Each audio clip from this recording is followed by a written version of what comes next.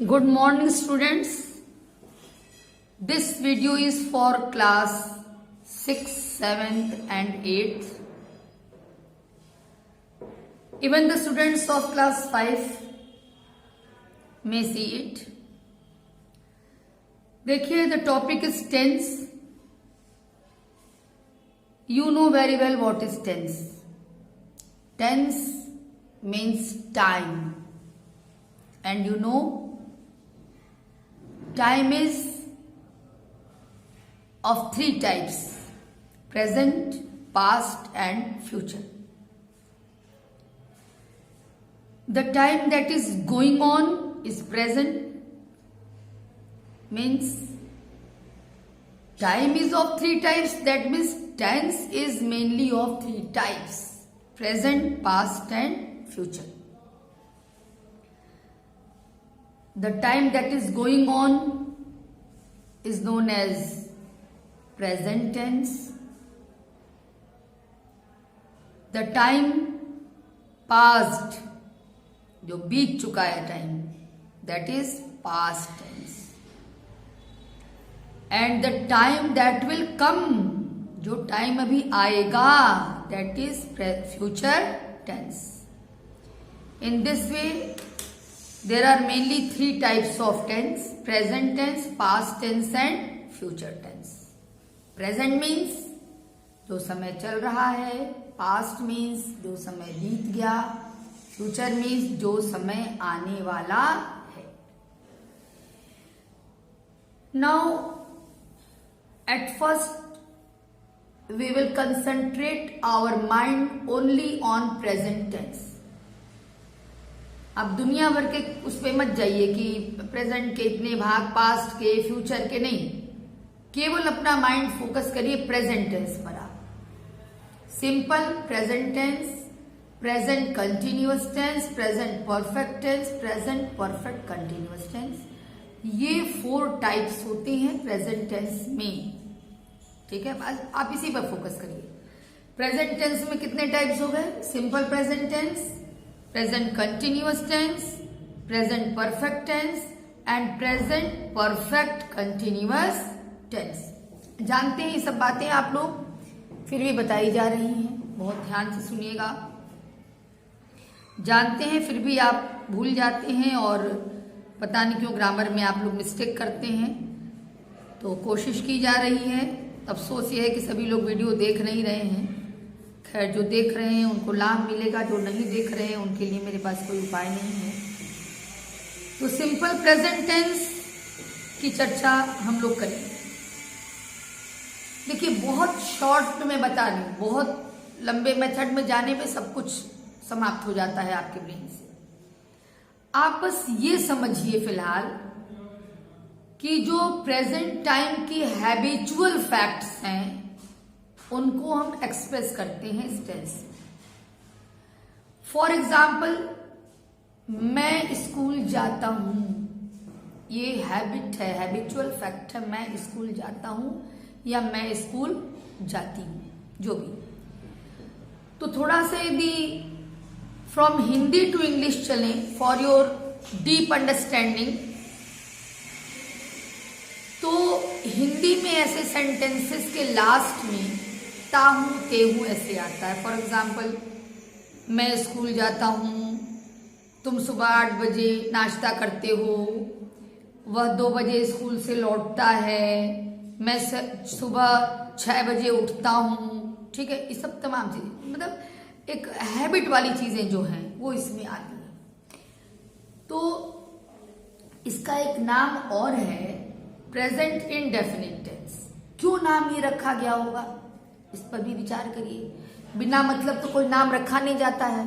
तो present indefinite वो छोड़ दीजिए कि आप कहिएगा कि मैम उसका नाम लुल्लू है, उसका नाम गुग्गू है, तो उसका क्या मतलब हुआ, वो अलग चीज है. लेकिन ऐसे किसी भी नाम का कोई मीनिंग जरूर होता है. तो यदि इसको नाम दिया गया था कि प्रेजेंट इंडेफिनिट टेंस, इसी टेंस को, सिंपल प्रेजेंट टेंस को ही एक नाम और क्या है इनका, प्रेजेंट इंडेफिनिट टेंस. ये नाम क्यों है? ये नाम इसलिए है कि इसमें हम इस टेंस में हम लोग हैबिचुअल फैक्ट्स को एक्सप्रेस करते हैं। ये जरूरी नहीं कि वो काम आज हुआ है कि नहीं हुआ है। फॉर एग्जाम्पल मैं स्कूल जाती हूँ, अब आज गई हूँ कि नहीं that is not certain, that is indefinite, वो अनिश्चित है। इनडेफिनिट मतलब अनिश्चित, हाँ रोज ये काम होता है, ये बात है। इसीलिए इनडेफिनिट टेंस कहा गया।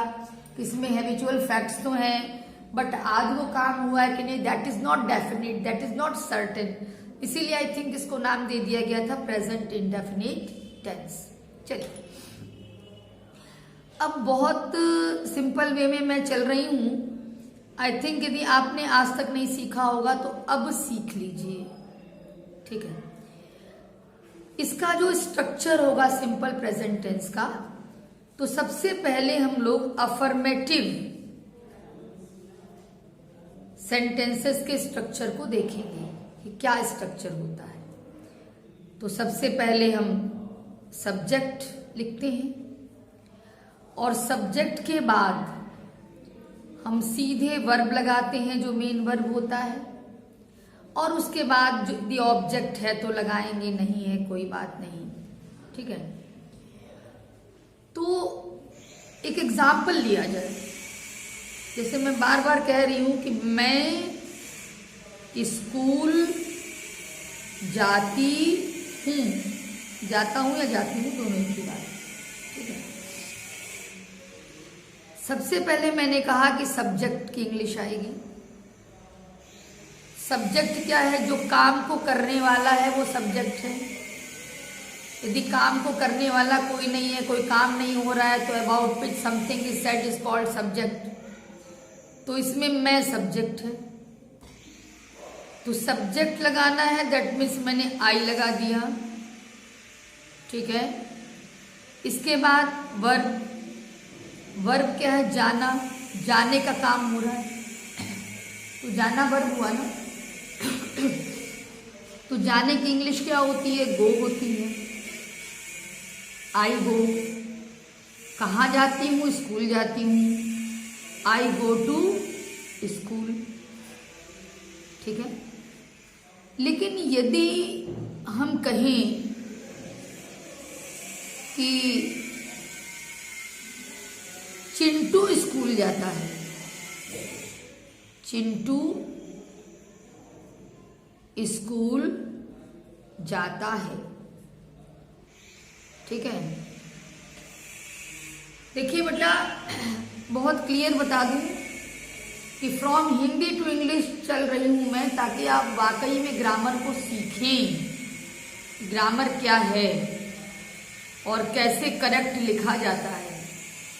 नहीं तो केवल फॉर्मेलिटी करके चलना होता तो कोई मतलब नहीं था, बस मैं स्ट्रक्चर की हेडिंग डालती और बता देती कि ये स्ट्रक्चर होगा, दैट्स ऑल। नहीं, समझिए चीजों को। यदि मैं कहूं चिंटू स्कूल जाता है, तो इसमें तो सब्जेक्ट भाई चिंटू हो गए, तो हमने चिंटू को लिख लिया पहले, यही काम कर रहे हैं स्कूल जाने का। अब वर्ब जाना, तो आप कहोगे चिंटू गो टू स्कूल, लेकिन ये गलत है। This is wrong sentence. Why is it wrong? भाई क्यों गलत है ये इसलिए गलत है क्योंकि सिंपल प्रेजेंट टेंस में एक रूल होता है। क्या रूल होता है भाई? देखा जाए, रूल ये है, देखिए यहां साइड में मैं लिख रही हूं।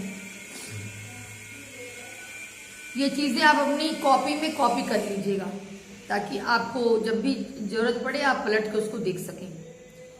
रूल ये है बेटा इसमें कि ही, शी, इट और सिंगुलर के साथ, ही, शी, इट और सिंगुलर के साथ वर्ब में एस, ई एस या आई ई एस, जहां जैसा हो ऐड कर देते हैं, ठीक है। ही, शी, इट और सिंगुलर के साथ हमने कहा एस, ई एस, आई ई एस। तो इसका ये मतलब नहीं है कि चाहे एस, चाहे ई एस, चाहे आई एस ना, ये तय होता है। जैसे कि मान लीजिए गो है, लास्ट में ओ है, तो केवल एस नहीं लगेगा, यहां पर ई एस लगेगा। डू है, यहाँ भी ES, देख रहे हैं लास्ट में O है तो ES लग रहा है। कहीं कहीं पर केवल S लगता है, जैसे फॉर एग्जाम्पल देखिए ब्रिंग है तो ब्रिंग में केवल S लग जाएगा, ब्रिंग्स। कहीं कहीं IES लगता है, कहाँ लास्ट में यदि Y है तो क्या करेंगे, Y को हटाएंगे और उसकी जगह IES लगाएंगे। तो इस तरह से कहीं S कहीं ES और कहीं IES लगता है, ठीक है। अब देखो तो यहां क्या गलत है भाई, यहां पर ये गलत है कि चिंटू तो सिंगुलर है और सिंगुलर के साथ वर्ब में SES या IES लगना है, तो क्या हो जाएगा, चिंटू गोज टू स्कूल, ठीक है, चिंटू गोज टू स्कूल, ये हो जाएगा। चिंटू स्कूल जाता है, चिंटू गोज टू स्कूल, क्योंकि ये सिंगुलर है।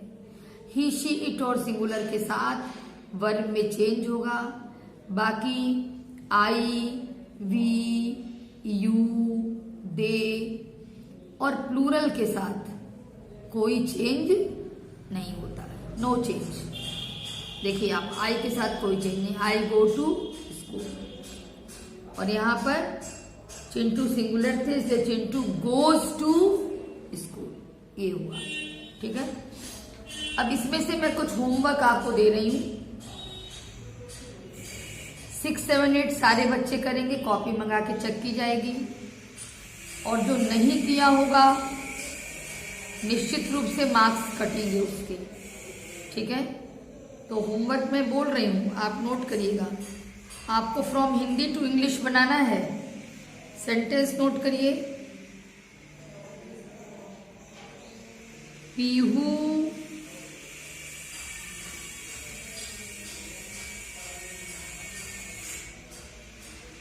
सुबह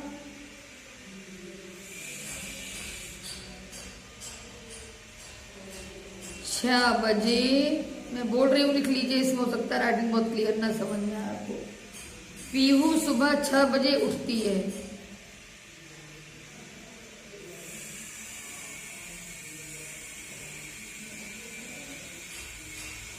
पीहू सुबह 6 बजे उठती है। नेक्स्ट,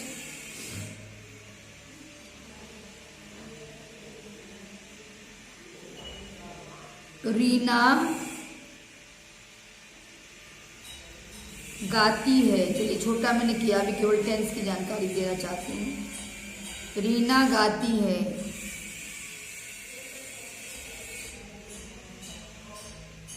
वह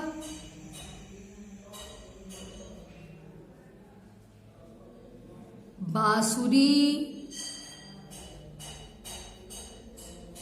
बजाता है।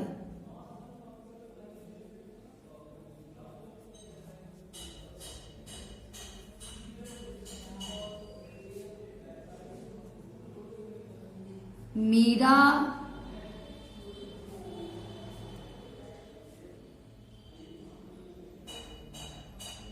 फ्रॉक सिलती है।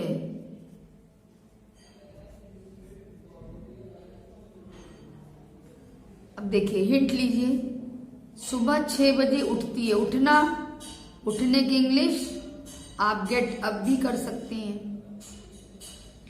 गाने की इंग्लिश सिंग।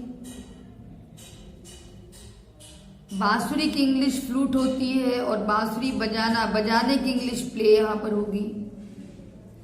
सिलने की इंग्लिश स्यू भी हो सकती है, स्टिच भी हो सकती है।